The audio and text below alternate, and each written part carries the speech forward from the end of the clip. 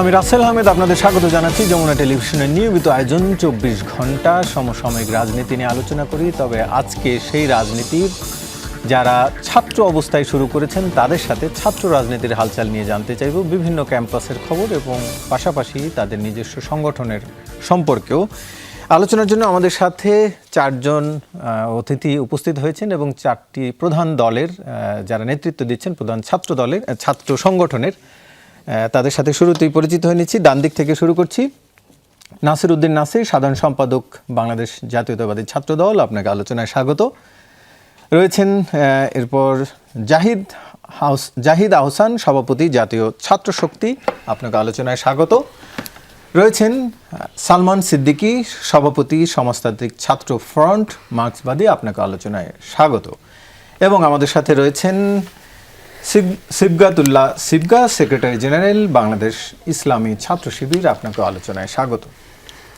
সিবগা, একটু আপনাকে দিয়ে আলোচনা শুরু করি, যেহেতু গেল কয়েকদিন ধরে ঢাকা বিশ্ববিদ্যালয় ক্যাম্পাস, অন্য ক্যাম্পাসেও আমরা আসবো, ঢাকা বিশ্ববিদ্যালয় ক্যাম্পাসে একটি ইস্যু নিয়ে বেশ আলোচনা, বিশেষ করে ছাত্রদল এবং শিবিরের মধ্যে পাল্টাপাল্টি যে অভিযোগ, আপনাদের বিরুদ্ধে অভিযোগ যেটি ছাত্র দল জানিয়েছে, শিবিরের নেতাকর্মীদের বিরুদ্ধে ছাত্রলীগ সেজে শিক্ষার্থী নিপীড়নের অভিযোগ ছাত্র দলের, এবং হল এবং সংসদের মোট 6 জন নেতাদের বিরুদ্ধে গেস্ট রুমে নির্যাতনে জড়িত থাকার অভিযোগ আনা হয়েছে। প্রমাণ হিসেবে নবীন শিক্ষার্থীদের কাছে পাঠানো কয়েকটি খুদে বার্তার স্ক্রিনশট যুক্ত করা হয়েছে। সেখানে লেখাগুলো অনেকটা রয়েছে, আমি আর পুরোটি পড়ছি না, আপনিও নিশ্চয়ই জানেন এরই মধ্যে কি লেখা ছিল সেখানে। এই অভিযোগটিকে আপনারা আসলে কিভাবে দেখছেন, যদি এর মধ্যে ব্যাখ্যা দেওয়া হয়েছে যে এর সাথে এটি এক ধরনের অপপ্রচার?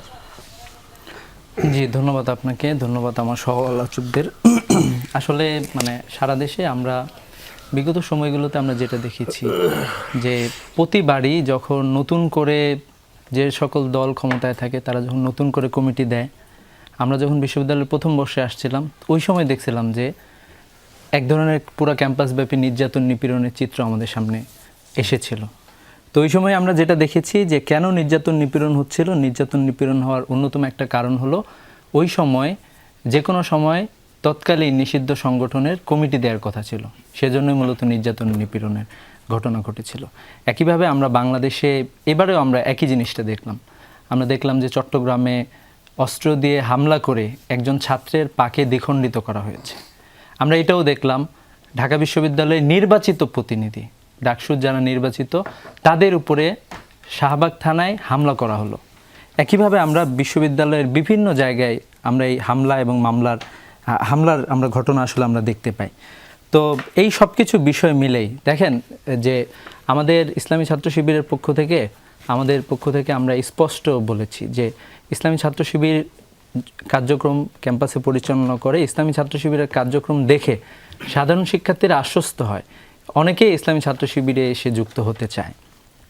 তো আমাদের জন্য হচ্ছে সবার জন্য উন্মুক্ত যে কেউ ইসলামী ছাত্র শিবির করতে পারে, আমরা তো এটার জন্য কাজ করি। আমার মনে হয় যে প্রত্যেকটা রাজনৈতিক দলের এজেন্ডাও আসলে এটাই, যে সাধারণ শিক্ষার্থীদেরকে আকৃষ্ট করা তাদের রাজনীতির দিকে।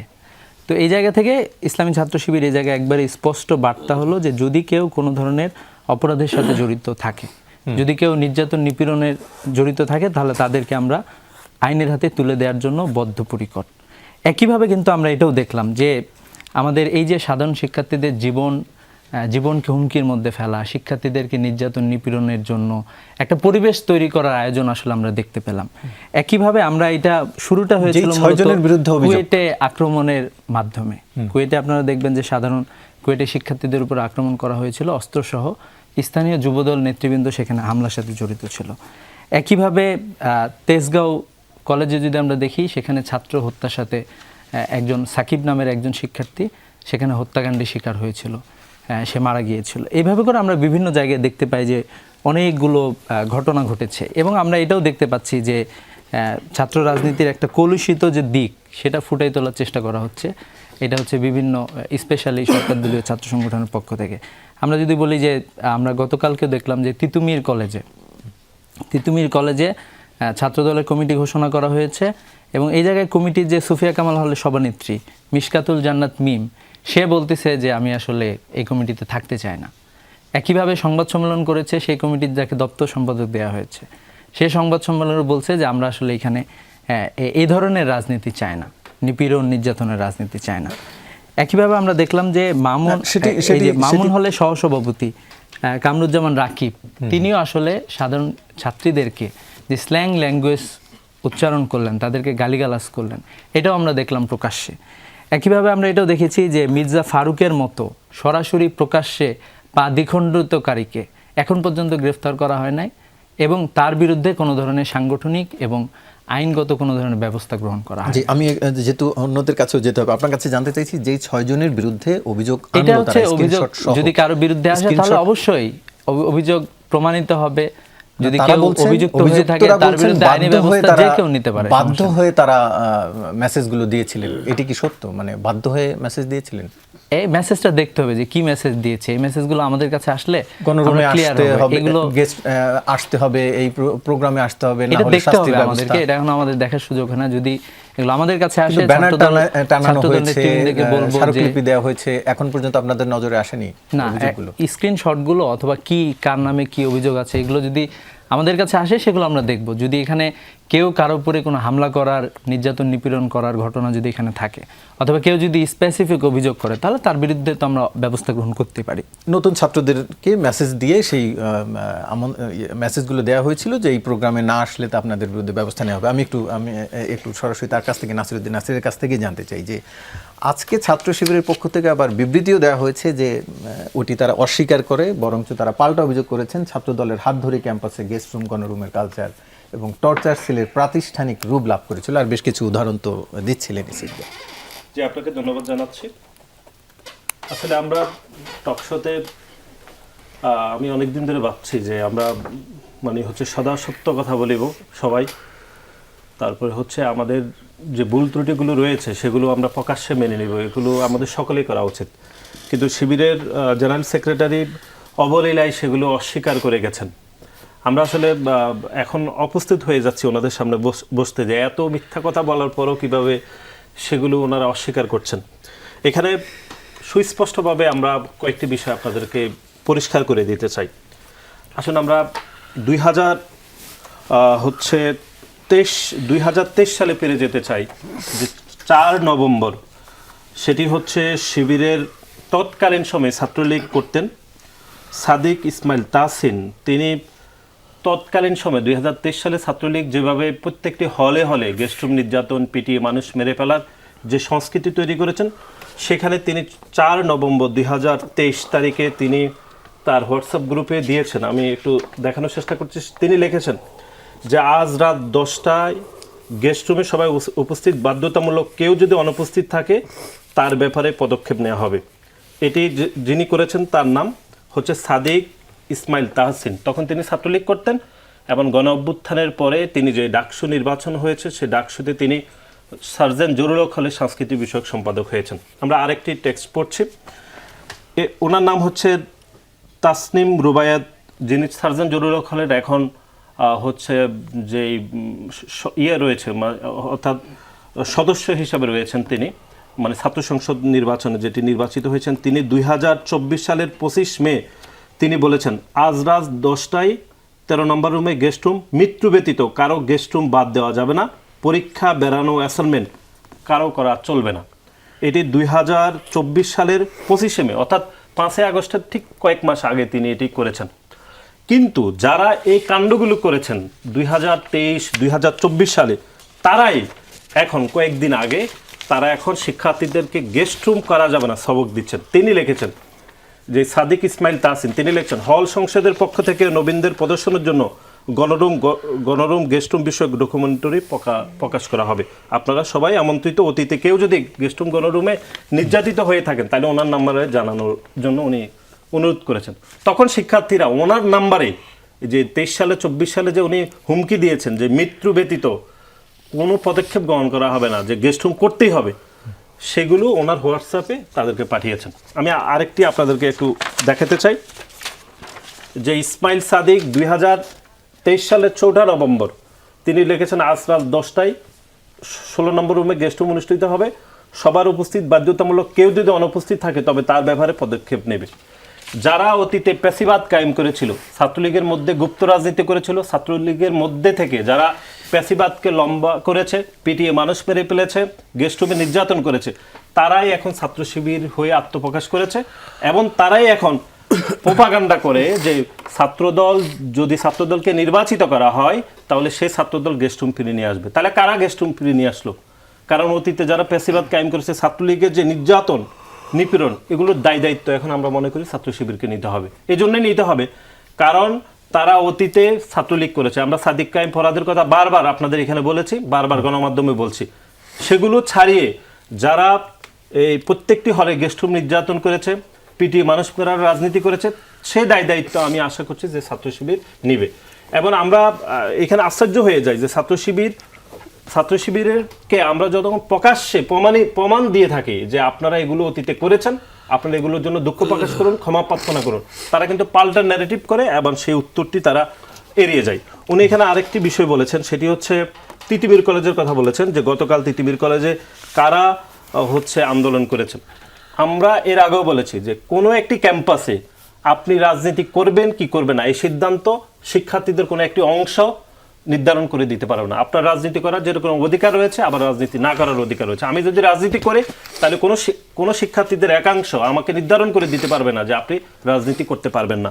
আমরা এর আগেও যমুনা টেলিভিশনে বলেছি, এই গল্প এর আগেও আমরা দেখেছি। যিনি তিতুমীর কলেজে প্রকাশ্যে মানববন্ধন করেছে যে 5 তারিখের পরে যে রাজনীতি করতে পারবে না, তিনি পরবর্তী সময়ে ছাত্র শিবিরের সভাপতি হয়েছেন। আমরা যমুনা টেলিভিশনে সেটি প্রমাণ দেখিয়েছি। তার নাম হচ্ছে মুনতাসির আনসারি। এটি এর আগেও আমি দেখেছি, ঠিক এই কাগজটাই, যে তিনি তারপরে এই যে রাজনীতি মুক্ত ক্যাম্পাসে এখন ছাত্র শিবিরের তিনি সভাপতি, সে মুনতাসির। গতকাল যে নাটকটি হয়েছে সেটিও ছাত্র শিবিরের ছাত্র সংস্থার নেত্রীরাই করেছে। যে যারা গত কয়েক বছর ধরে যারা পেশিবাদ কায়েম করেছিল, ছাত্রলীগের রাজনীতি করেছিল, তারা এখন ছাত্রদলের কমিটি দেওয়ার পরে তারা এখন নাটক করা শুরু করেছে যে তিতুমীর কলেজে ছাত্রদলের রাজনীতি থাকতে পারবে না, কমিটি থাকতে পারবে না। আমরা স্পষ্ট বলতে চাই, আপনি কে নির্ধারণ করে দেওয়া তিতুমীর কলেজের ছাত্রী হলগুলোতে রাজনীতি থাকবে কি থাকবে না? যারা গতকাল মানববন্ধন করেছে, যারা গতকাল মানববন্ধন নামে নাটক করেছে রাতের আধারে, তারা অতীতে সকলেই ছাত্রলীগ করেছে, এখন তারা প্রত্যেকে ছাত্রী সংস্থা করে। আমরা আপনাকে প্রমাণ দেখাবো। গতকাল যারা সেখানে মানববন্ধনের নেতৃত্ব দিয়েছিলেন, সেটি নিয়ে আমি তার কাছে আমি একটু শেষ করে দিই তাহলে হবে। যারা মানববন্ধনের নেতৃত্ব দিয়েছে তারা প্রত্যেকে অতীতে ছাত্রলীগের সংস্পর্শে ছিল এবং সেই ছাত্রলীগ চলে যাওয়ার পরে তারা এখন গুপ্ত রাজনীতি অর্থাৎ ছাত্র শিবিরের রাজনীতি করছে। এখানে ছাত্র শিবিরের সভাপতি একটা বিষয় অস্বীকার করেছেন, সেটি হচ্ছে যেই 3 জনকে কলেজ কর্তৃপক্ষ তাদেরকে সাময়িক বহিষ্কার করেছিল। কেন করেছিল? কারণ কমিটি দেওয়ার পর যারা কমিটিতে পদ পেয়েছে তাদেরকে ডেকে এনে তারা শায়েস্তা করেছে। এমনকি যারা পদ পেয়েছে তাদের পিতামাতাকে ফোন করেছে যে আপনার মেয়ে এখানে পদ নিতে পারবে না, এই কারণে তাদেরকে কলেজ কর্তৃপক্ষ সাময়িক সময়ের জন্য বহিষ্কার করেছে সেই 3 জনকে। এবং সেই 3 জন অতীতে ছাত্রলীগ করেছে, এখন সবাই ছাত্রী সংস্থা ছাত্র শিবিরের রাজনীতি করে। এটি আমি তার কাছে জানতে চাইবো। তবে আপনার কাছে আরেকটি বিষয় আমার জানার বিষয় রয়েছে। আপনি বলছিলেন যে ছাত্রলীগের মধ্যেও জড়িত ছিল, তারা অতীতে ফ্যাসিবাদ কায়েম করেছে, তারাই এখন শিবির সেজে আপনাদের বিরুদ্ধে কথা বলছে। ময়মনসিংহ মেডিকেল কলেজে ছাত্রদলের নবগঠিত 51 সদস্য কমিটিতে ছাত্রলীগের 11 নেতাকর্মীর নাম অন্তর্ভুক্ত করা নিয়ে ব্যাপক সমালোচনা হয়েছে। পরে ব্যাখ্যায় তারা বলছে ছাত্রলীগ তাদেরকে জোর করে তাদের নাম ছাত্রলীগের কমিটিতে দিয়েছিল। তাহলে আপনারা যে শিবিরের বিরুদ্ধে অভিযোগ করছেন, তারা আগে ছাত্রলীগ ছিল, ছাত্রদল যারা, তারাও তো এখন ছাত্রলীগের কমিটিতে নাম ছিল। আমি সেই উত্তরটি আপনার কাছ থেকে নিব, তবে তার আগে আমি একটু বাতিকদের কাছ থেকে জেনে আসতে চাই। জাহিদ আহসান, একটু আপনার কাছে আমরা ওই প্রসঙ্গটা একটু সেরে আসতে চাই। বিশেষ করে এই যে গণরুম এবং গেস্ট রুমের নির্যাতন কালচার, যেটি নিয়ে অনেক সমালোচনা হয়েছে, অনেক আলোচনা হয়েছে, নতুন করে কি সেটি আর ফিরে আসার কোনো আশঙ্কা দেখছেন? নতুন করে ফিরে আসার আশঙ্কা আমরা এখন অবধি এত জোরদার করে দেখছি না। যদি এটি ক্ষমতাসীন ছাত্র সংগঠন, ছাত্রদল বা আরও যে কেউ করে, তখন আমরা এটা নিয়ে কথা বলতে পারবো। কিন্তু ছাত্রদলের এই গেস্ট রুম ব্যাপারে যে আলোচনাগুলো এখানে হলো এবং আমরা ক্যাম্পাসে যেটা দেখছি, আমি সেই সব নিয়ে কিছু কথা বলতে চাই। প্রথমত ব্যাপারটা এমনভাবে ন্যারেট হচ্ছে যে মনে হয় গেস্ট রুমে নির্যাতন কেবলমাত্র যারা শিবিরের ছাত্রলীগ করে তারাই করেছে। এর বাইরে যারা ছাত্রলীগ ছিল তারা কোনো নির্যাতন করে নাই। না আমরা বলেছি আমি একটু বলি, আমি শেষ করে দেন। ধরেন ছাত্রলীগ ছাত্রদল যারা ওই ব্যানারটা লাগাইছে সাদের জরুরি ঘরে যে কারা কারা গেস্ট নির্যাতন করতো, এখন সেইখানে আমরা দেখলাম যে শুধুমাত্র যারা এখন ছাত্র শিবিরের রাজনীতি করে কিংবা হল সংসদে জিতেছে শিবিরের প্যানেল থেকে, তারা কে কখন গেস্ট রুমে ডেকেছে আমি কিন্তু অস্বীকার করছি না যে ছাত্র শিবিরের এই কৌশলটা নিয়ে আমি বলবো, এই অংশটা আলাপের পর আমি দ্বিতীয় অংশের আলোচনায় বলবো। তো তারা করেছে এবং সেটাকে তারা ব্যানার হিসেবে ব্যবহার করেছে, ব্যানারে সাটিয়ে দিয়েছে, ব্যানারে প্রিন্ট করেছে, কিন্তু এর বাইরে কি কেউ জরুরি হলে কখনো গেস্ট রুমে ডাকে নাই? কিংবা এই যে টেক্সটটা পড়লেন নাসির ভাই যে মৃত্যু ব্যতীত কেউ থাকতে পারবে না, যারা না আসবে তাদের বিরুদ্ধে কঠোর পদক্ষেপ নেওয়া হবে, এই একই রকমের কথা যেমন এই সকল ব্যক্তিরা যারা এখন হল সংসদে নির্বাচিত হয়েছেন কিংবা ছাত্র শিবিরের রাজনীতি করেন তারা যেমন বলেছেন, যারা আসলেই ছাত্রলীগ করতেন এখন পলাতক, ক্যাম্পাসে নাই, যাদেরকে আমরা 16 জুলাই ক্যাম্পাস থেকে বিতাড়িত করেছি, এরকম অনেকেও কিন্তু বলেছেন। ফলত যখন আমি আমার পজিশন নিব যে এই বিশ্ববিদ্যালয় ক্যাম্পাসের গেস্ট রুম ফিরে আসবে না, কিংবা যারা গেস্ট রুমে নির্যাতন করেছেন, টর্চার করেছেন, তাদের সবার বিরুদ্ধে আমি এখানে বিচার চাই, বিচারের দাবিতে আমি নানা রকম কর্মসূচি করব, তখন সবার ব্যাপারে আমাদের একই রকমের মনোভাব পোষণ করতে হবে। এখন কেউ একজন হল সংসদের নির্বাচিত সদস্য, সম্পাদক কিংবা তিনি ছাত্র শিবির করেন বলো, আমি তাকে নিয়ে এই প্রতিবাদটি করবো, বাকিদেরকে আমি লেভারেজ দেবো, এইটা বরং এখন যারা ছাত্রলীগের পলাতক আছেন তখন নির্যাতন করছেন তাদের জন্য সুবিধাজনক হয়, এটা করা যাবে না, এক নম্বর কথা। দ্বিতীয় যে আলোচনা সেটা হচ্ছে যে আমরা ছাত্র শিবিরের সঙ্গে আলোচনাটা একাধিকবার করেছি, আপনাদের যমুনা টিভিতে করেছি, নানাভাবে আমরা করেছি, সেটা মিডিয়াতেও করেছি। যেমন ওনারা বলেন যে ওনাদের কোনো কর্মীরা ওনাদের কৌশল হিসেবে হলে থাকবার জন্য ছাত্রলীগ করতেন। আমি যদি সেটাকে ধরে নেই কিছুক্ষণের জন্য, আমি দর্শকদেরকে বলছি কিছুক্ষণের জন্য যে ধরে নিলাম এটা করতে হইতো, বিশ্ববিদ্যালয় ক্যাম্পাসে হলে থাকতে হইলে ছাত্রলীগ করা লাগতো, কিংবা ধরেন যে ছাত্র শিবির অনেক মানে ওনাদের যুক্তিটা মেনে নিচ্ছি কিছুক্ষণের জন্য যে ওনারা দীর্ঘ নির্যাতনের শিকার হয়েছেন, ফলত ওনাদের এইরকম একটা কৌশলের দিকে যেতে হয়েছে। এটা একটা কৌশল হইতে পারে যে আমার কর্মীরা মারা যাচ্ছে, আমাদের কর্মীদেরকে মেরে ফেলা হচ্ছে, খুন করা হচ্ছে, ফলত আমি এদেরকে একটু লুকায় চুপায় রাখবো যাতে করে মানুষগুলোর জীবন নষ্ট না হয়, এদের শিক্ষা জীবন নষ্ট না হয়, এটা একটা কৌশল হইতে পারে। কিন্তু আপনি এই গোপন করার নামে যখন কিছু কনসেন্ট ম্যানুফ্যাকচার করেন যেটা ছাত্রলীগকে লেভারেজ দিতে ক্যাম্পাসে, এটাকে আপনি কোনো জাস্টিফাই করতে পারেন না। ধরে নেন এই যে যাদের ব্যাপারে নাসির ভাই বললেন, আমি আরেকজনের নামে এখানে উল্লেখ করব, তো এই সকল ব্যক্তিরা যদি তখন ছাত্র শিবিরের কর্মী হিসেবে ক্যাম্পাসে পরিচিত হন তাদের সমস্যা হতো, এটা আমরা জানি। ছাত্র শিবির ট্যাগ দিয়ে নির্যাতন করার বিরুদ্ধে আমরা বহু অ্যাক্টিভিজম এই ক্যাম্পাসে করেছি। তো কিন্তু আপনি নিজেকে লুকায় রাখার কৌশল কিংবা নিজের জীবন বাঁচানো, শিক্ষা জীবন বাঁচানোর কৌশল হিসেবে ছাত্রলীগের একটা কালচারকে আপনি এখানে কোনোভাবেই সমৃদ্ধ করতে পারেন না, আপনি এই ভাষা ইউজ করতে পারেন না। যদি তুমি গেস্ট রুমে না যাও তাহলে তোমার বিরুদ্ধে কঠোর পদক্ষেপ নেব, আপনি কঠোর পদক্ষেপ নেবার কি? আপনার কি বিষয়ে চাকরি দিচ্ছে নাকি কঠোর পদক্ষেপ নেওয়ার জন্য? দ্বিতীয় আলোচনা, মৃত্যু ব্যতীত কে কোথায় যাবে না যাবে সেটা বলার আপনি কি? তৃতীয় আলোচনা, আমাদের ডাকসুর একজন সদস্য আছে রায়হান উদ্দিন, তার আপনি ফেসবুক প্রোফাইল গিয়ে দেখবেন। ধরেন আমরা এখানে ছাত্র শিবিরের সেক্রেটারি স্বয়ং উপস্থিত আছেন, তাকে জিজ্ঞেস করেন ছাত্র শিবির ট্যাগ দিয়ে মারা যাবে না, এবং এই যে শাহবাগের স্লোগান যে তোরা যা রাজাকার এই মুহূর্তে বাংলা ছাড়, শিবিরের চামড়া তুলে নিব আমরা, এরকম যে স্লোগান দেয়, তো আমরা এটার বিরুদ্ধাচরণ করে ক্যাম্পাসে অ্যাক্টিভিজম করেছি। কিন্তু আমরা দেখলাম শিবিরের ওই কর্মী তিনি যখন আমরা অ্যাক্টিভিজম করছি, আমরা মার খাচ্ছি, আমরা জেলে যাচ্ছি, আমাদের লোকজন মার খাচ্ছে, ঠিক ওই মুহূর্তে উনি ফেসবুকে সেগুলো লিখছেন। আমি মেনে নিচ্ছি তাদের মানে ওই যুক্তি মেনে নিয়ে আমি বলছি যে তাদের কর্মীদের নিরাপত্তার জন্য হয়তোবা কিংবা হলে থাকবার জন্য হয়তোবা কিছু কৌশল অবলম্বন করতে হয়েছে, কিন্তু তাই বলে আপনাকে যেটা দিয়ে ট্যাগ দিয়ে মেরে ফেলা হচ্ছে, যার বিরুদ্ধে আমরা ক্যাম্পাসের অন্যান্য অ্যাক্টিভিস্টরা অ্যাক্টিভিজম করছি, আপনি সেই কনসেপ্ট ম্যানুফ্যাকচার করবেন, আপনি সেই স্লোগান দিবেন যে তোরা রাজাকার এই মুহূর্তে বাংলা নিজেকে গোপন করতে গিয়ে অন্যের পরিচয় ধারণ করাটাতে একই সঙ্গে শুধু অন্যের পরিচয় ধারণ করা না, আপনাকে যেটা দিয়ে পেটানো হচ্ছে সমাজে, আপনি সেটাকে আরো ফুলায় ফাপায় বড় করতেছেন। জি, আপনার কাছে এটি নিয়ে আরো আসবো, তার আগে একটু জানতে চাই, আমাদের সাথে রয়েছেন সালমান সিদ্দিকী, আপনার কাছ থেকে ক্যাম্পাসে ঢাকা বিশ্ববিদ্যালয়ের ক্ষেত্রে তো রয়েছেই একটি বিরোধ, আমরা দেখেছি যে অন্যান্য ক্যাম্পাসগুলোতেও যেমন ঈশ্বরদী সরকারি কলেজেও ছাত্র শিবির সংঘর্ষ, ককটেল বিস্ফোরণ, আরও বেশ সবগুলো ক্যাম্পাসই এই যে ছাত্রদল এবং শিবিরের মধ্যে বিরোধ বেশ দিনকে দিন আরও দৃশ্যমান হচ্ছে। এই বিরোধটি কি নিয়ে আসলে? কেবলমাত্র রাজনীতি নিয়ে না দখল নিয়ে, কি নিয়ে আপনার দৃষ্টিতে? প্রথমত উপস্থাপক আপনাকে এবং আমার সহ আলোচক যারা আছেন এবং যারা শুনছেন সবাইকে আমি শুভেচ্ছা জানাচ্ছি। তো আজকে একটা গুরুত্বপূর্ণ বিষয় নিয়ে আলোচনা হচ্ছে যে ছাত্র রাজনীতি এবং ক্যাম্পাস পরিস্থিতি। তো প্রথমে এই কথাটা আমি খুব করে বলতে চাই যে একটু আগে যিনি ছাত্র শিবিরের সাধারণ সম্পাদক তিনি আলোচনা করেছেন, বা নাসির ভাই আলোচনা করেছেন ছাত্র দলের সাধারণ সম্পাদক, বিষয়টা কি হচ্ছে দেখুন, চট্টগ্রামে সিটি কলেজে যে সংঘর্ষ হয়েছে এর মধ্য দিয়ে সেখানে অনেক ছাত্র আহত হয়েছে, ক্যাম্পাস বন্ধ থেকেছে, পরীক্ষা বন্ধ থেকেছে, আপনি ঈশ্বরদীর কথা বললেন, তারপরে হচ্ছে আপনার ঢাকার পলিটেকনিক যেটা তেজগাঁতে সেটা, বা এখন বিভিন্ন শিক্ষা প্রতিষ্ঠান যে বিষয়গুলো হচ্ছে, কি হচ্ছে এটার মধ্য দিয়ে যেটা হচ্ছে ছাত্রদল ছাত্র শিবির ক্যাম্পাসটাকে দখলে রাখার চেষ্টা করছে। এখন ছাত্রদল সেটা দখলে রাখবে না ছাত্র শিবির দখলে রাখবে, এটা নিয়ে দ্বন্দ্ব হচ্ছে। এগুলোর মধ্যে ছাত্রদের কোনো স্বার্থ নাই। আপনি দেখুন এগুলোর মধ্যে শিক্ষার কোনো দাবি নাই, ছাত্রদের কোনো স্বার্থ নাই, বরং এখন হচ্ছে যে এই দখলটা কি ছাত্র শিবির রাখবে নাকি ছাত্র দল রাখবে, এটা নিয়ে তারা দ্বন্দ্ব করছে। এবং এই দ্বন্দ্বের মধ্যে পড়ে শিক্ষার যে গণতান্ত্রিক পরিবেশ সেটা নষ্ট হচ্ছে, সুষ্ঠু পরিবেশ নষ্ট হচ্ছে, ছাত্ররা আক্রান্ত হচ্ছে, এবং যারা এগুলোর সাথে ছাত্রদল ছাত্র শিবির কিছুই করেন না তারা পর্যন্ত আক্রান্ত হচ্ছেন, পরীক্ষা বন্ধ হচ্ছে, ক্লাস বন্ধ হয়ে থাকছে। তো আমি মনে করি যে এগুলোর সঙ্গে ছাত্রদের স্বার্থের কোনো সংশ্লিষ্টতা নেই, শিক্ষার কোনো দাবি নেই, এটা সেফ আপনার ক্যাম্পাসকে দখলে রাখা। 2 নম্বর ব্যাপারটা আমি যেটা বলতে চাই সেটা হচ্ছে, একটু আগে সিপগা ভাই একটা আলোচনা করেছেন, সেটা হচ্ছে যে যদি ওনাদের সংগঠনের কেউ হামলা নির্যাতন করে থাকে কারোর উপরে, তাহলে তার বিরুদ্ধে ওনারা ব্যবস্থা নেবেন, সাংগঠনিক ব্যবস্থা ওনারা নিতে চান, একটু আগে বলেছেন।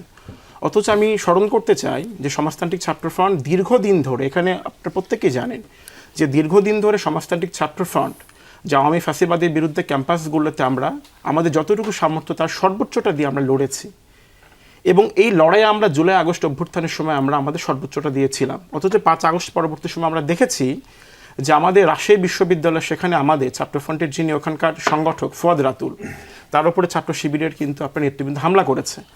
আমরা চট্টগ্রামে কথা জানি, সেখানে একজন নারী নেত্রীকে সেখানে কিন্তু লাথি মারা হয়েছে। সেখানে তারা কি করেছেন, যিনি লাথি মেরেছেন তিনি যখন প্রচণ্ড চাপের মধ্যে পড়ে তাকে যখন সরকার বাধ্য হলো জেলে নিতে, তাকে 2 দিন পর জামিন দেওয়া হলো, তাকে ফুলের মালা দেওয়া হলো। তাহলে নির্যাতন করলে, হামলা করলে, একজন নারী নেতৃত্বকে লাথি মারলে ওনারা বলছেন ব্যবস্থা নেবেন, কিন্তু আমরা দেখলে ফুলের মালা দেওয়া হচ্ছে। এবং রাজশাহী বিশ্ববিদ্যালয়ে ফুয়াদ রাতুল সহ যাদের উপর হামলা করা হয়েছে সেই ঘটনায় ওনারা কোনো পদক্ষেপ কিন্তু নেননি। এবং যে ফেসবুকে আপনি যদি ঢুকে দেখেন, সেখানে যে গালাগাল, নোংরা কথাবার্তা, আক্রমণ, সেগুলো কিন্তু চলছে। সে বিষয়গুলো নিয়ে কিন্তু ওনাদের পক্ষ থেকে কোনো রকম আমরা কিন্তু ব্যবস্থাটা আসলে দেখিনি।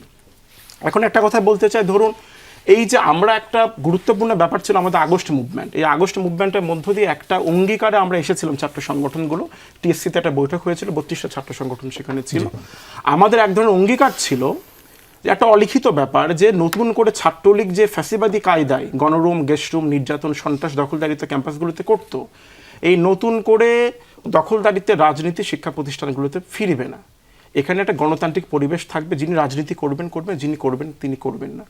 অথচ আমরা দেখতে পেলাম যে 5 আগস্ট পরবর্তী সময় কি হলো, ছাত্র রাজনীতি নিষিদ্ধের একটা ধোয়া তোলা হলো। সেটা কে করলেন? সেটা ছাত্র শিবির করলেন, বৈষম্য বিরোধী ছাত্র আন্দোলন করলেন, পরবর্তী সময়ে যারা ছাত্র শক্তি করলেন তাদের একটা বড় অংশ, অন্তর্বর্তীকালীন সরকার তার সঙ্গে যুক্ত থাকলেন, এবং যুক্ত থাকলেন তার সঙ্গে কিন্তু প্রশাসন। তাহলে আবু সাইদরা জীবনটা কেন দিল? আবু সাইদরা কিন্তু জীবন দিল যে ছাত্রলীগের যে সন্ত্রাসী রাজনীতি সেগুলো ক্যাম্পাসে চলবে না। কিন্তু ছাত্র রাজনীতি মানে তো সেখানে ছাত্র সংগঠনগুলো ছাত্রদের পক্ষে কথা বলবে, ছাত্রদের পক্ষে লড়াই করবে, তারা গণরুম, গেস্টরুমের নির্যাতনের বিরুদ্ধে বলবে, তারা প্রশাসন কোনো অনিয়ম করলে তার বিরুদ্ধে বলবে, ছাত্রদের খাবার সংকট সেগুলো নিয়ে কথা বলবে। তো এই যে বিষয়, সামনে বাজেটে কত পার্সেন্ট বরাদ্দ হবে, 25% বরাদ্দ আমাদের সংগঠনের পক্ষ থেকে আমরা চাই, এটা না রাজনীতি। ফলে আমরা বলতে চাই ছাত্র দল এবং ছাত্র শিবিরের যে দখলের রাজনীতি, এটা কোনো রাজনীতি নয়, এটা অপরাজনীতি। এর বিপরীতে ছাত্রদের স্বার্থ নিয়ে কথা বলতে পারে, এটা হচ্ছে প্রকৃত রাজনীতি। সেটি থাকা উচিত বলে মনে করছেন। আমরা আলোচনা আবারও ফিরবো, তার আগে একটি বিরতি নিয়ে আসি। দর্শক সঙ্গেই থাকুন।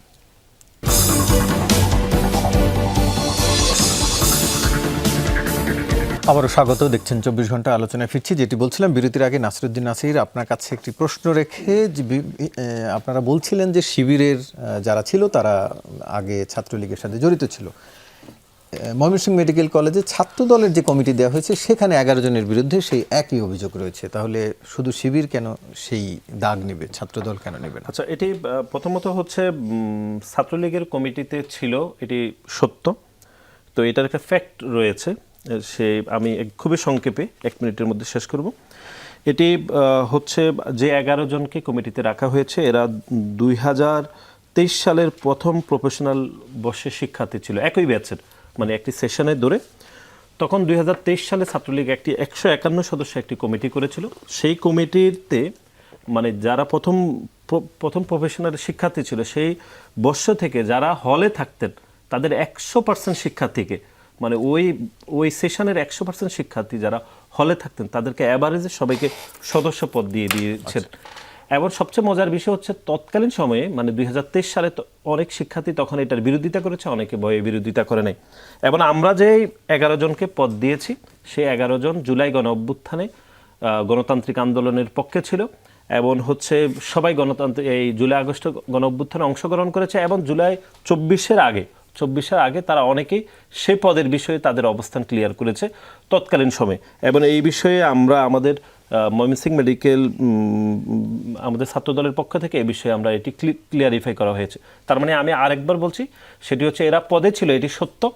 এবং জুলাই গণ অভ্যুত্থানে তারা অংশগ্রহণ করেছে এবং ছাত্রলীগ যে 151 সদস্য কমিটি দিয়েছে সেখানে ওই সেশন থেকে যারা হলে থাকতেন তাদের সবাইকে জিজ্ঞেস না করে তারা একটি পদ দিয়েছেন। পরবর্তী সময়ে জুলাই গণ অভ্যুত্থানে অংশগ্রহণ করার কারণে আমরা সেই 11 জনকে পদ দিয়েছি। জি, আমরা সিবগাতুল্লাহ একটু আপনার কাছ থেকে জানতে চাই, যেটি এরই মধ্যে এসছে যে সাধারণ শিক্ষার্থীদের ব্যানারে ছাত্র শিবির মূলত ছাত্র রাজনীতির বিরুদ্ধে অবস্থান করে, পরবর্তীতে আবার তারা ছাত্র শিবিরের বিভিন্ন কমিটিতেও তাদেরকে দেখা যায়। কয়েকটি ক্যাম্পাসে এরই মধ্যে সাধারণ শিক্ষার্থীদের ব্যানারে এই ধরনের বিরোধ হয়েছে। এই ক্ষেত্রে শিবির আবার আনুষ্ঠানিকভাবে খুব একটা অবস্থান নেন, এর কারণ কি? শিবির সাধারণ শিক্ষার্থীদের মধ্যেই যেহেতু নিজেদের কর্মী আছে সেজন্য কোনো আনুষ্ঠানিক অবস্থান নেয় না, নাকি চুপ থেকে নিজেরাও রাজনীতিটা করে যেতে চায়, কোনটি? হ্যাঁ, দেখেন, বাংলাদেশের ছাত্র সমাজ আসলে সচেতন, তারা আসলে চায় বাংলাদেশে একটা সুন্দর রাজনীতি হোক। তো যার ফলে ছাত্ররা যখন দেখতে পায় যে বাংলাদেশের ক্যাম্পাসে যারা রাজনীতি করতেছে তারা গুণগত পরিবর্তন নিয়ে আসতে ব্যর্থ হচ্ছে, বরং রাজনীতি মানেই ক্ষমতাসীন দলের এখানে একটা লেজুর ভিত্তি করা এবং এটাকে আসলে ফুলাই ফেপাই তোলা, তাদের এজেন্ডাটা ক্যাম্পাসে বাস্তবায়ন করা। আর অন্য যে রাজনৈতিক সংগঠনগুলো আছে, ছাত্র সংগঠন, তাদের খুব একটা এক্সেস সেখানে থাকে না। তো যার ফলে সাধারণ শিক্ষার্থীরা মানে বিভিন্ন জায়গায় তারা যখন এইভাবে মানে এই জায়গাগুলো তারা যখন নানা ধরনের অন্যায় এবং অবিচারের মুখোমুখি হয়েছে, যার ফলে তারা কিন্তু এই ধরনের দাবিগুলো তুলেছে। সেই জায়গায় ইসলামী ছাত্র শিবির যে কাজটা করেছে, ইসলামী ছাত্র শিবির এখানে ছাত্রদের কাছে জুলাই বিপ্লবের পরেও কিন্তু ছাত্র রাজনীতি নিষিদ্ধের দাবিতে আপনি দেখবেন যে বিভিন্ন সার্ভেতে 90% 80% শিক্ষার্থীরা চেয়েছিল যে ছাত্র রাজনীতি নিষিদ্ধ হয়ে যাক, ঢাকা বিশ্ববিদ্যালয় সহ অনেকগুলো ক্যাম্পাসে। তো সেই জায়গাটাতে আমরা যেটা করেছি, আমরা হচ্ছে একটি সুন্দর রাজনীতি আমরা নির্মাণ করতে চেয়েছিলাম। যে শিক্ষার্থী আগে ছাত্র রাজনীতি চাইতো না সে আবার শিবিরে জয়েন করে ফেলছে, ভালো লেগে। এটা তো মানে সব জায়গায় আছে, এটা তো ছাত্র দলেরও অনেক কমিটিতে দেখবেন যে আপনারা ওইখানে চলে গিয়েছে, এরপরে ইয়েও স্বীকার করেছেন, বিভিন্ন জায়গায় আছে। কিন্তু দেখেন এখানে হলো যে আমরা যেটা করেছি সেটা হলো যে ছাত্রদেরকে আমাদের রাজনীতিতে উদ্বুদ্ধ করার জন্য আমরা নানা ধরনের প্রোগ্রাম থ্রো করেছি। দেখবেন যে ইসলামী ছাত্র শিবির বিজ্ঞান সাময়িকী প্রকাশ করেছে, বিজ্ঞান সিরিজ প্রকাশ করেছে, সায়েন্স ফেস্টের আয়োজন করেছে, নবীনবরণ করেছে। এরপরে নানাভাবে ছাত্রদের মাঝে ছাত্র রাজনীতিতে শুধুমাত্র গতানুগতিক জায়গায়, আমি শেষ করি, গতানুগতিক জায়গায় তখন করে শিবির করতেন, গতানুগতিক জায়গায় না থেকে মানে এটা যাতে সবাই সুন্দর ধারায় ফিরে আসে, এই জায়গাটাতে মূলত চেষ্টা করা হয়েছিল। কিন্তু আমরা যেটা দেখতে পাই যে বাংলাদেশে আসলে কেউ যখন ভালো করতে যায় সবাই তাকে টেনে ধরার চেষ্টা করে, যেমনটা আমরা দেখতে পেয়েছি। দেখেন নাসির ভাই বসা পাশ থেকে রাকিব ভাই বলতেছেন কোন একটা ইস্যুতে, রাকিব ভাই বলছেন যে ছাত্র শিবিরকে দায় দিয়ে দাও, কোন একটা ইস্যুতে ছাত্র শিবিরকে দায় দিতে পারলে। এই যে দেখেন, তাহলে দেখেন এই যে জুলাই আন্দোলনের অন্যতম অগ্রনায়ক বলতে পারেন যে 9 দফার ক্ষেত্রে গুরুত্বপূর্ণ ভূমিকা রাখছে সাদিক এবং ফরহাদ, ঠিক আছে, তাদেরকেও টেনে হিচড়ে ছাত্র লীগে নিয়ে যাওয়ার চেষ্টা করা হচ্ছে। অথচ দেখেন আপনি দেখেন যে এই যে তারেক রহমান বাংলাদেশ থেকে পালাই গিয়েছিল। কি জন্য পালাই গিয়েছিল? জীবনের ভয়ে তো পালাই গিয়েছিল। দেখেন এরপরে দেখেন যে শুধু কি তারেক রহমান দেশ থেকে চলে গিয়েছে, তো মানে রাজনীতিতে না টিকতে পেরে উনি চলে গিয়েছেন না, জীবন বাঁচানোর জন্য উনি চলে গিয়েছেন। আপনি জানেন চিকিৎসার জন্য গিয়েছেন, দেশে ফিরতে পারেন না। শুনেন, এছাড়া দেখেন, আপনি যেটি বললেন, দেখেন না আপনি আমাকে বলুন, না দেখেন আপনি এই যে শুধু কি একটু বলতে চাই, দেখেন একটু বলতে চাই, আপনার শব্দ আমি ডিস্টার্ব করি না। দেখেন রাজশাহী, দেখেন বরিশাল মেডিকেলে 31 জন কমিটির মধ্যে 15 জন সেখানে ছাত্র দল। বিএনপির অসংখ্য নেতা, বিএনপির হারেস চৌধুরীকে আপনি বিভিন্ন কিভাবে করলেন, হারেস চৌধুরীকে বাধ্য করা হয়েছে। না ঠিক আছে, ওনাকে দেশ থেকে বাধ্য করা হয়েছে, বলতে হবে। উনি দেশে না, না, থাকতে পারেন না, না, না, এটাই হলো চলে, বাস্তবতা। উনি উনি দেশে থাকতে পারেন না। আপনি কি এরপরে বললেন দেখেন শুনতে? যে পালিয়ে হারিস গেছেন কেন চৌধুরী, বললেন? হারিস ওনাকে চৌধুরী উনি কিন্তু দেশ থেকে- লুকিয়েছিলেন। শোনেন, হারিস আপনি চৌধুরী কি দীর্ঘ বললেন সময় এটা? উনি লুকিয়েছিলেন।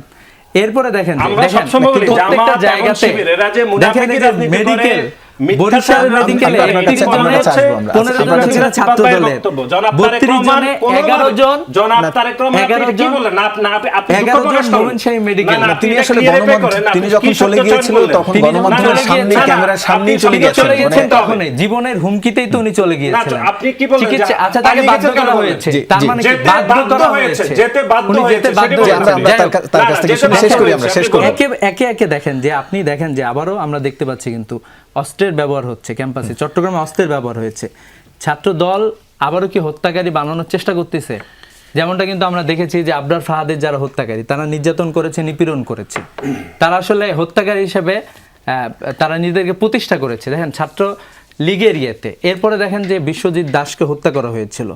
এবং আমরা দেখতে পাচ্ছি এই যে যারা অস্ত্র চালায়, যারা এরকম সন্ত্রাসী কায়দায় যারা কাজ করে, মির্জা ফারুক সহ এরা আসলে ছাত্র দল থেকে কোনোভাবে পানিশমেন্টের শিকার হয় না, কোনোভাবে আইন শৃঙ্খলার কোনো কিছুই তাদের বিরুদ্ধে কোনো ব্যবস্থা গ্রহণ করা হয় না। আমরা কি আবারও সে তিনি একই বেশ কয়েকটি ফ্যাসিবাদী উদাহরণ টানছিলেন যে- কায়দায় চলে যাচ্ছে কিনা, সেটা একটা বিষয়। শোনেন, চট্টগ্রামের যে ঘটনায়, ইসলামী ছাত্র শিবির তাকে গ্রেফতার করেছে, ফুল দিয়েছে পরে। আপনারা গ্রেফতার করা গ্রেফতার তো হয়েছে, পুলিশ করবে। পুলিশ তো আপনি কি গ্রেফতার করে করবেন? করেছেন, পুলিশ পুলিশ তো গ্রেফতার গ্রেফতার করতে বাধ্য হয়েছে। করেছেন, যখন সারা দেশে ধিক্কার উঠলো, পুলিশ জি, গ্রেফতার আমরা করেছে। একটু সালমান সিদ্দিকী। ফুলটা দিলেন। তার মানে আপনি বলতে চাচ্ছেন পুলিশ গ্রেফতার করলে ফুল ওনারা দিলেন। সেখানে উনি এক্সাম্পল উল্টোই বলছেন। সেখানে এক্সাম্পল মানে দেখেন পুলিশ আমরা গ্রেফতার যেটা করতে এখানে আমি আপনার কাছে আবার পরে আসছি, আপনার কাছে আমি আবার আসছি, আমরা একটু রাজশাহী বিশ্ববিদ্যালয়ে যে হামলা আপনার কাছে আমি আবার আসছি, আপনার কাছে আমি একটু তার কাছ থেকে শুনে গতানুগতিক আসছি। মানে কি? আপনি ছাত্র লীগ যেগুলো করতো সেগুলোই করছেন। আপনার কাছে আমি আবার পরে আসছি। কিভাবে সেগুলো আপনার সিদ্ধাতুল, গুণগত আপনার কাছে আমি আবার বললাম আসছি। তো যে পুলিশ গ্রেফতার করলো, আপনি তাকে ফুল দিলেন। রাজশাহী বিশ্ববিদ্যালয়ের ছাত্র দেখেন জোটে, এই জায়গায় ছাত্র তো জোটের আপনাকে যে তো নেতৃবৃন্দ ব্যবস্থা সেখানে করা অভ্যুত্থানে হয়েছে গুরুত্বপূর্ণ সেখানে। ভূমিকা রেখেছে। আপনি তাদের হামলা করেছেন, না, তাদের না, বসানো হামলা ছিল। করা হয় নাই। আপনি হামলা করলে তো আপনি দেখুন, প্রশাসন গুগল ব্যবস্থা করুন, গ্রহণ আপনি করবে। প্রশাসন একদমই ব্যবস্থা গ্রহণ করেননি। করলে কেউ তো আপনি তাকে অস্বীকার করছেন। কারা হামলা আচ্ছা, করছিল, আপনি নেতৃবৃন্দ যখন দেখাবেন অস্বীকার সেটা। করে, না না, আপনি নেতৃবৃন্দ দেখাবেন সেটা। সারা দেশে সেটা নিউজ হয়েছে, জাতীয়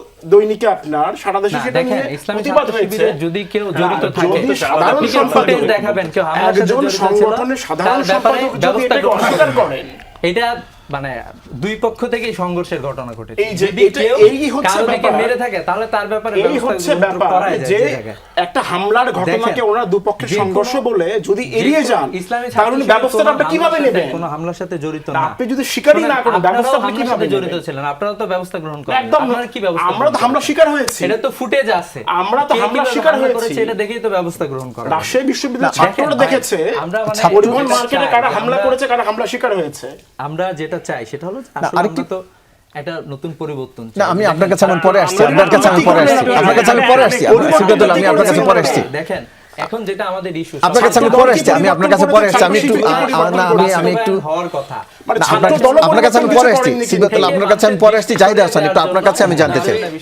জাহিদ হাসান, একটু আপনার কাছে আমি জানতে চাই।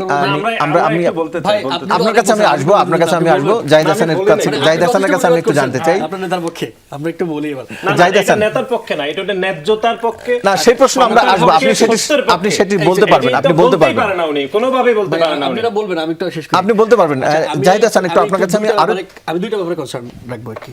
আপনাকে ধন্যবাদ আমাকে আরেকবার সুযোগ দেওয়ার জন্য। না, আপনার কাছে আমার আরেকটি প্রশ্ন রয়েছে, আপনি যদি এখানে যুক্ত করতে চান। পাশাপাশি আপনার কাছে আমার প্রশ্ন হচ্ছে, যেটি 5 আগস্টের পরে বৈষম্য বিরোধী ছাত্র আন্দোলনই তো আসলে এখন বলতে গেলে ছাত্র শক্তি আকারের রূপ ধারণ করেছে, এক অর্থে বলা যায়, মানে সেইখানকার পরিচিত। সেই সময় যতটা হাইপ নিয়ে আপনারা যদি আমি ওইভাবেও বলি, জুলাই আন্দোলনের যারা উদ্যোক্তা বলি বা যারা নেতৃত্ব আমরা দিয়েছেন, এটা মনে করি না, সবাই ছিল। সবাই দিয়েছে, যারা মূলত সামনের সারিতে ছিলেন। আমি বলছি না কেউ পেছনে বা কারো ভূমিকা কম, আমি সেটাও বলছি না। যারা ফ্রন্ট লাইনে ছিলেন, বিশেষ করে যারা সামনে এসেছেন, তাদের যেই শক্তি বা যেই ধরনের আকাঙ্ক্ষা নিয়ে শুরু হয়েছিল, সেই অর্থে কি এখন জাতীয় সত্যি অনেকটা মলিন হয়ে যাচ্ছে কিনা ধীরে ধীরে, মানে কেন? হ্যাঁ, আমি এটা যুক্ত করবো। আমি একটু আগে যে প্রসঙ্গগুলো জি, চলছে জি, এই ব্যাপারে জি। আমি একটু আমার মতামত দিয়ে নিই। প্রথম কথা হচ্ছে, সেটা অগস্ট 5 এর পরে হোক কিংবা গতকালকে তিতুমির কলেজে যেটা হয়েছে, ছাত্র রাজনীতি নিষিদ্ধ চাওয়ার দাবিটা নিরীহ কোনো দাবি না। আমি এটা মনে করি ইটস হাইলি পলিটিক্যাল। এটাকে আপনি স্রেফ নিরীহ দাবি বললে, এটা আমি অন্ততপক্ষে আমার রাজনৈতিক অভিজ্ঞতার বলে এটা বলবো, এবং আমি তার পক্ষে হাজারটা লজিক দাঁড় করতে পারবো যে এটা কোনো স্রেফ নিরীহ দাবি না। ছাত্ররা অনেক কিছুই চাইতে পারে, ছাত্রদের চাওয়া অনেক কিছু হতে পারে, কিন্তু মানে ছাত্র রাজনীতি নিশ্চিত চাওয়া নিরীহ কোনো দাবি না, এটা আমরা দেখছি অনেকভাবে, এটা আমরা এর আগেও বলেছি। আমি জাস্ট যেটা জানতে চাইছিলাম, দেখেন এখানে ছাত্র ফ্রন্ট, ছাত্র শিবির, আমার 4টা সংগঠন আছে। ছাত্র শক্তি কিংবা ছাত্র দলের সঙ্গে শিবিরের সাংগঠনিক কাঠামো কিন্তু একটা, ওনারা একটা লেনিস্ট পার্টি টাইপের, মানে আমি এটাকে বামপন্থী অর্থে বলছি না, মানে ওনাদের কর্মীরা দীর্ঘদিন ধরে প্রশিক্ষিত হওয়ার পরে একটা বড় নেতৃত্বের জায়গায় আসেন। ছাত্র শক্তির কাঠামো এরকম না, সেম গোষ্ঠী ছাত্র দল এরকম না। যে ব্যক্তির কথা এখানে বলা হচ্ছে যে অগস্টের 6 তারিখে যে ব্যক্তি বলছেন তিতুমির কলেজে কোনো ছাত্র রাজনীতি চলবে না, অনেক বড় পোস্ট, আমি যে সামনে বললাম, এখন সেই ব্যক্তি আবার এসে ওই কলেজেরই সভাপতি হচ্ছেন 26শে জুলাই 2025, মানে এই ডেট, এটা আগে কোনো হইতে যেটি পারে। শিবিরের কাঠামোর সাথে যায় না, সেটি বলতে চাই। ছাত্র দলের না না, ছাত্র দলে একটাও না, একটাও না, আপনারা আরে না, একটাও না, আমরা তো একটাও না, ভাই, আমি ভাই, না না না, একটাও না। ভাই, আমি ছাত্র দলের সভাপতি না, আমি ছাত্র সভাপতি না, আমার কথা আমি একটা বলি, কোনো দরকার নাই। আমি বলি, আমরা 10টা প্রমাণ ভাই, ওনাকে আমি শেষ করি না। টেলিভিশনে দেখিয়েছি, যমুনা টেলিভিশনে 10টা প্রমাণ দেখেছি, এর মুনাফিকই প্রতারণার রাজনীতি। ভাই, আমি একটু শেষ করি না, আপনি ওনার সময় কাউন্টারটা করেন, আমি শেষ করি। তো ব্যাপারটি হচ্ছে, আমি যেটা বোঝানোর চেষ্টা করছি, তো একই ব্যক্তি, তার মানে কি সে 26শে জুলাই 2025, মানে এক বছরের কম, 11 মাস, তার মানে কি সেই 11 মাস পরে ছাত্র শিবিরে জয়েন করেছে? না, সেটা আগেই ছিল। তার মানে এই যে নিষিদ্ধ চাওয়ার দাবি, এইটা স্রেফ নিরীহ আলা বলা একটা দাবি না, it's a highly political movement. আচ্ছা, এটা শেষ করলাম। এবার আসেন আমি আরেকটা ব্যাপারে বলি, সেটা হচ্ছে যেই ব্যাপারটা নিয়ে আলোচনা হচ্ছে, ছাত্রদলের এন্ড থেকে বলা হয় যে শিবিরের মধ্যে ছাত্রলীগ, ছাত্র শিবিরের এন্ড থেকে বলা হয় যে দলের মধ্যে ছাত্রলীগ। আমি আজকে স্বীকার করলাম এখানে অন রেকর্ড যে ছাত্র শক্তির মধ্যে অনেকজন আছেন যারা আগে বিশ্ববিদ্যালয় ক্যাম্পাসে ছাত্রলীগ রাজনীতি করেছেন, বললাম। এবার আছেন এই ইস্যুটা সলভ হয়ে যায়, নাসির ভাইয়ের কথা কিছু এসে আমি ওটাকে একটু এলাবোরেট করি। ব্যাপারটা হচ্ছে বিশ্ববিদ্যালয় ক্যাম্পাসে এরকম অনেকজন, শুধু ঢাকা বিশ্ববিদ্যালয় ক্যাম্পাসে না, নানা জায়গায় অনেকজন ছিলেন যারা আগে ছাত্রলীগ রাজনীতির সঙ্গে জড়িত ছিলেন। 15ই জুলাই, 16ই জুলাই, 17ই জুলাই যখন ম্যাসাকার শুরু হলো, তখন তারা সবাই পদত্যাগ করে এসে গণঅভ্যুত্থানে সামিল হয়েছেন। এদের ব্যাপারে আমাদের তাহলে সলিউশন কি? এই আলোচনাটা কি? এই আলোচনাটা সমাধান করতে হবে, নয়তো চারদিকে শুধু কামান দাগানো হবে, কোনো সলিউশন থাকবে না। তো ব্যাপারটা হচ্ছে যে নাসির ভাই যেটা বলছেন, আমি এই পজিশনের সঙ্গে একটু অ্যাড করি যে যদি কেউ এর আগে ছাত্রলীগের রাজনীতির সঙ্গে জড়িত থাকেন এবং তার কোনো ফৌজদারি কোনো ফৌজদারি অপরাধ না থাকে, এটা খুব গুরুত্বপূর্ণ। যে কেউ একজন ছাত্রলীগ করেছেন এবং সেই ছাত্রলীগের ক্ষমতা ব্যবহার করে কাউকে মারধর করেছেন, ফৌজদারি কোনো অপরাধ করেছেন, তার ব্যাপারে না কিন্তু আমার কথা তিনি করেন নাই, তিনি ছাত্রলীগ রাজনীতির সঙ্গে জড়িত ছিলেন, কিন্তু তিনি গণঅভ্যুত্থানে আমাদের সঙ্গে সামিল হয়েছেন, গণঅভ্যুত্থানে আমাদের সঙ্গে ফাইট করেছেন। ছাত্র ভাই এমনি শেষ করি, ওনারা সব সময়টা শেষ করছে, আমাকে একটু সময় দেন আর কি। তো আমার কাছে অনেক প্রশ্ন আছে, আমি সবগুলো একটু বলতে চাইবো। তো যদি এরকম কেউ থেকে থাকেন, তাহলে তাকে আমরা আমাদের এই যে নতুন রাজনৈতিক পথচলা এখানে যুক্ত করবো কিনা, নাকি তাই কোনো সোশ্যাল জাস্টিসের মধ্যে দিয়ে এখানে নিয়ে এসে এরপর আমরা সমাজে নর্মালাইজ করবো? এই কোশ্চেনটা সমাধান হয়নি। সমাধান না করে যদি সবাই এটাকে নিজেদের একটা পলিটিক্যাল টুল হিসেবে ব্যবহার করে, এটা কোনো সমাধান হবে না। ছাত্র দলের মধ্যেও ছাত্রলীগের এই যে আপনি 11 জন বলছেন, এরকম আরো অনেকজন আমরা বলছি, ওনারা বলছেন, আমি বললাম শিবিরকে স্বীকার করে নিতে হবে, তাদের লোকজন ছাত্রলীগ করেছে, সে যদি এটা না স্বীকার করে, আমি তো আপনি প্রশ্ন করা না সত্ত্বেও, নাসির ভাই ওনারা না বলা সত্ত্বেও আমি এখানে বললাম, আমি বললাম যারা করেছেন এরা যদি কেউ একটা আপনি বলে দেখেন এরা কেউ একজন ফৌজদারি অপরাধে যুক্ত ছিল এবং কেউ একজন ছিল না। দুইটা পয়েন্ট শেষ করে, সেটা হচ্ছে যেটা বলছেন যে ছাত্র শক্তির অনেকে নাকি ছাত্র রাজনীতি মুক্ত ক্যাম্পাসের জন্য মুভমেন্ট করেছে। আমি বৈষম্য বিরোধী ছাত্র আন্দোলন বলেছি, ছাত্র শক্তি। আচ্ছা, এক্স্যাক্টলি। তাহলে এটা এবার আপনি যেটা বলেন যে ছাত্র শক্তি একটু মানে বিলিয়ে গেল কিনা, ব্যাপারটা হচ্ছে ছাত্র দল, ছাত্র শিবির কিংবা ছাত্র ফ্রন্ট এরা দীর্ঘদিনের বহু বছর ধরে রাজনীতি করে, আমাদের বয়স কেবল 1 বছর, ওনাদের যে রিসোর্স আছে তার সে কীভাবে আমাদের নাই, ফলে আমাদের সময় লাগবে। ব্যাপারটা এরকম না যে আমাদের এইখানে গণঅভ্যুত্থান নেতৃবৃন্দ আছেন বলে আমরা অনেক বেশি লেভারেজ পাচ্ছি, সমাজে আমাদের একইভাবে যাইতে হয়। আমি আপনার উত্তর পেয়েছি, আমরা আলোচনা আবারও ফিরবো, দর্শক আবারও ফিরছি, সঙ্গেই থাকুন।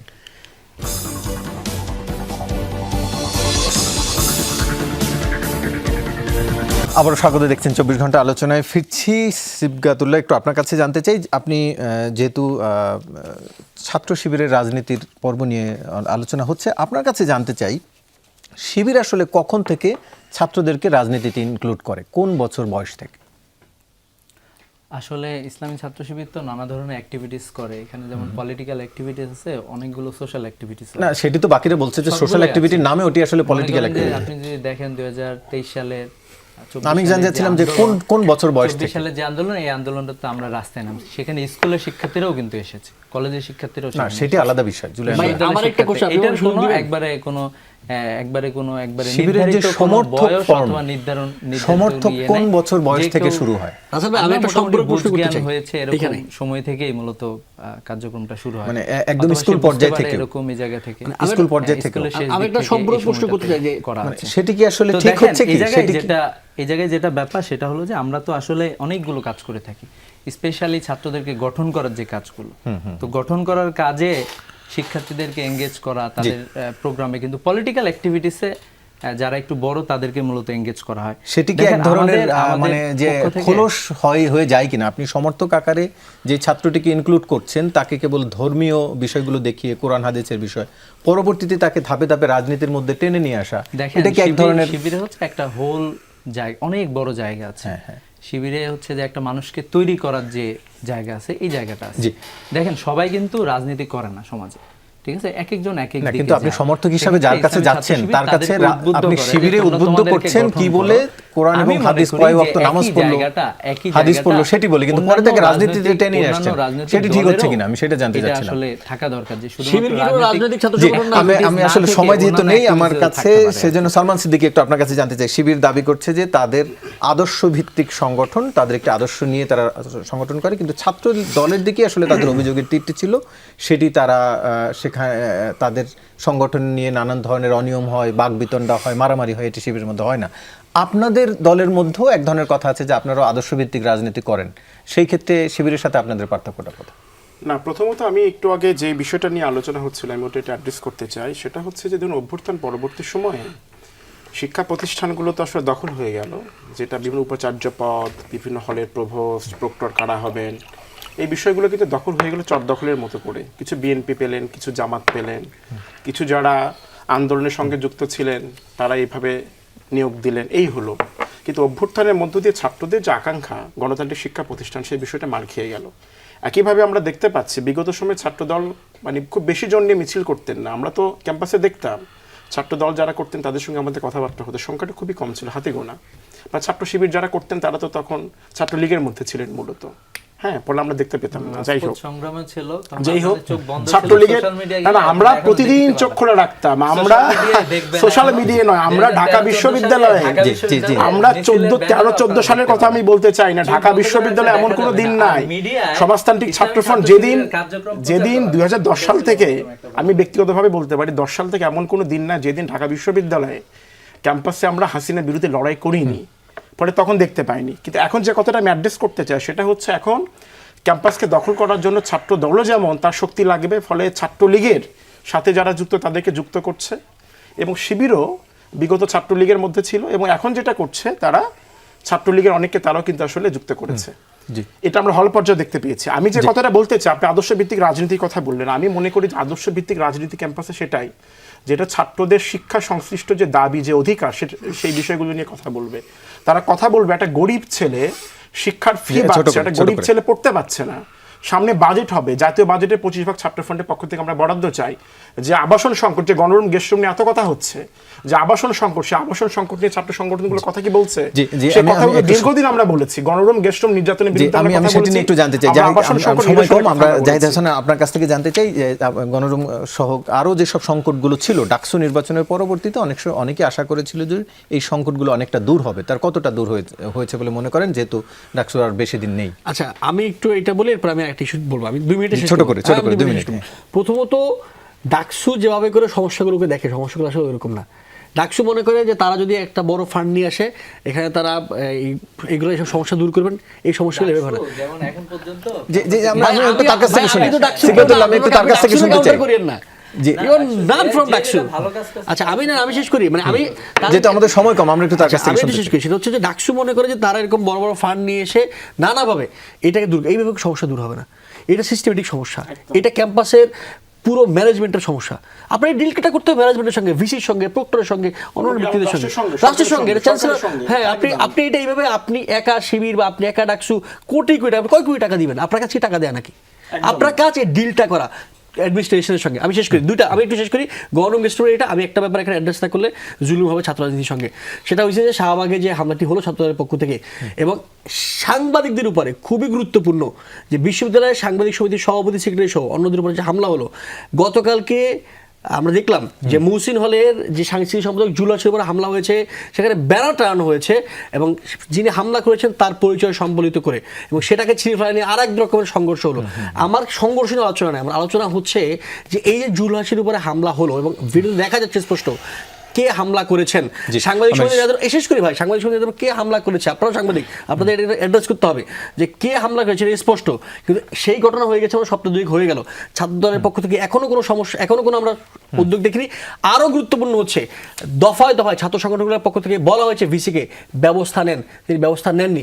এই ভিসি একজন যে আসলে বিএনপির কর্মী, সেটা তিনি এই ঘটনা দিয়ে ক্যাম্পাসে সেটাতে এন্ট্রি নিলেন, যদি বিএনপির ক্যাম্পাসে পারপাস সার্ভ করবেন। নাসিরউদ্দিন নাসির, আপনি অনেকক্ষণ ধরে সময় চাচ্ছেন, আপনার নিশ্চয়ই উত্তর রয়েছে, সেটি আপনি বলবেন ছোট করে। পাশাপাশি আপনার কাছে আমি এই প্রশ্নটি, সাংবাদিকদের হামলা পাশাপাশি আরও কয়েকটি ক্যাম্পাসে, বিশেষ করে বিভিন্ন ক্যাম্পাসে ভিসি এবং কোষাধ্যক্ষ সহ অন্যান্য যারা রয়েছেন প্রশাসনিক কর্মকর্তা, তাদের পদত্যাগের দাবিতে আন্দোলন চলছে, রাঙামাটিতে চলছে, কুমিল্লা বিশ্ববিদ্যালয়ে চলছে।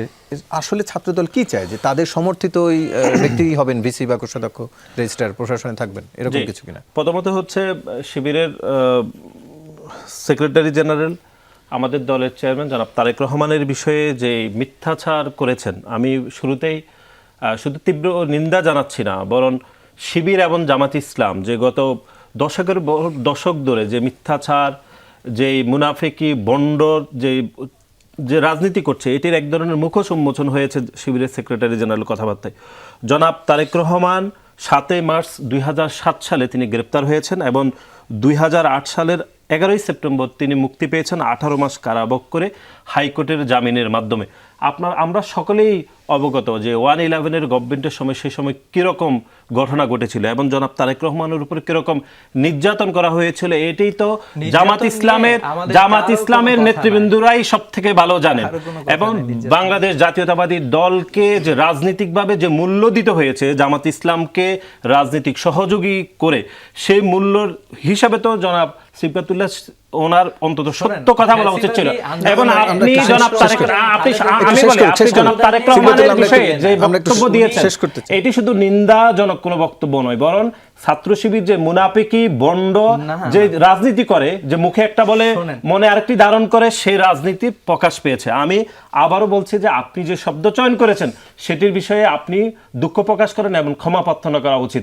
জনাব তারেক রহমান কোনোভাবে, আপনি শেখ হাসিনার এবং না আপনি সেটা বলেন নাই, জনাব তারেক রহমান কি অবস্থায় দেশ থেকে চলে যেতে বাধ্য হয়েছেন এটা আপনি জানেন। জনাকে 18 মাস কিরকম নির্যাতন করা হয়েছে, না আপনি জানেন না, আপনি জানলে কিভাবে বললেন যে জনাব তারেক রহমান পালিয়ে গেছেন? এটা হচ্ছে আওয়ামী লীগের বয়ান, খুনি হাসিনা যে বয়ান, যে গত 17 বছর যেটি দিত, সেটি এখন জামাত ইসলাম এবং ছাত্র শিবিরের বিভিন্ন পর্যায় থেকে আপনারা দিয়ে থাকেন, আপনাদের ভোট আইডিগুলো দিয়ে থাকে। এবং আমরা শুধু এটা নয়, যে গত 2 বছর ধরে ছাত্র শিবির যে বন্ড মুনাফিকি রাজনীতি করে, এই যে আপনি গণরুম গেস্ট রুমে যারা নির্যাতন করতো, যারা শিক্ষার্থীদেরকে বলতো যে যদি গেস্ট রুমে না আসতো আমরা তোমাদেরকে মেরে ফেলবো, যে মরা পর্যন্ত, মৃত্যু পর্যন্ত সীমিত থাকবে, নতুবা তোমাকে গেস্ট রুমে আসতে থাকবে, তারা এখন ছাত্র শিবিরের বড় বড় পদে পদায়িত হয়েছে। সুতরাং আপনারা তো জনাব তারেক রহমানের বিপক্ষে এরকমই কথা বলবেন যে না, এটা অনেক করেছে তো, করেছে ছাত্রলীগটা এখানে প্রাসঙ্গিক না, করেছে তো ছাত্রলীগের মধ্যে, না ছাত্রলীগ করেছে সাথে, না ছাত্রলীগ করেছে সাথে, ছাত্রলীগ থেকে ছাত্র শিবির করেছে। যে আপনাদের 4 জনকে ধন্যবাদ আমাদের আলোচনা অংশ নেওয়ার জন্য। শেষ করতে হচ্ছে আমাদের আলোচনা। দর্শক, এই ছিল আজকের 24 ঘন্টার আয়োজন। সাথে থাকার জন্য ধন্যবাদ সবাইকে।